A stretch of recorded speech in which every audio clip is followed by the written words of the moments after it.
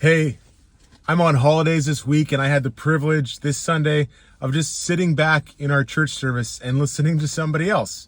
And that somebody else was my friend, Pam, Pastor Pam, who is a chaplain in the local correctional facility. And Pam did a fantastic job opening up Hebrews chapter 1, verses 1 to 6 for us.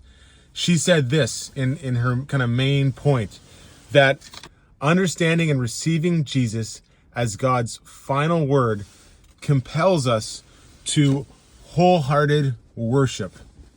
I love that. I love how Pam led us through the verses today. One thing that stuck out to me was she talked about Jesus being the Word.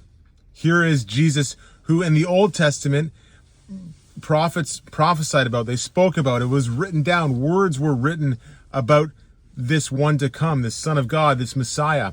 But now here is the Word in the actual flesh. Now the Word that was foretold is now the Word for real. And that Word came, and that Word died and paid for our punishment, and then ascended to heaven. And again, I like what Pam said about he sat down at the right hand of the Father, kind of like when someone does a whole bunch of work and then sits down and says, hey, I've done everything I need to do. So I don't know what your view is on Jesus. Some people see him as a good teacher. Some see him as a prophet. Today, the scripture challenges us to see him as who he is, the Messiah, the one true God, the Son of God.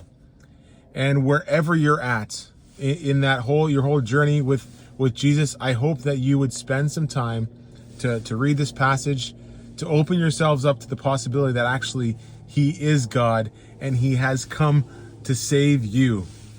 And that is such a good word for us. I know it is for me. I hope that you spend some time reading these scriptures and also listening to the carol today. Thanks again, Pam, for sharing the word with us. Encourage anyone who wants to go on hopecrc.com to hear her message. Take care.